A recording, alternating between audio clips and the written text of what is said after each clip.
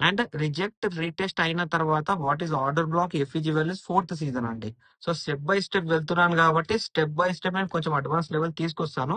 Starting advance level తీసుకొస్తే చాలా మంది కన్ఫ్యూజ్ కావచ్చు, అందుకనే స్టెప్ బై స్టెప్ తీసుకొని వెళ్తున్నాను. ఓకే, ఇలా రిజెక్ట్ అయ్యి రెడ్ క్యాండిల్ తో గ్రీన్ క్యాండిల్ తో రీటెస్ట్ అవుతే రెసిస్టెన్స్ అనేది మనకు యాజ్ ఏ బ్రేక్అవుట్ లాగా వర్కౌట్ అవుతుంది.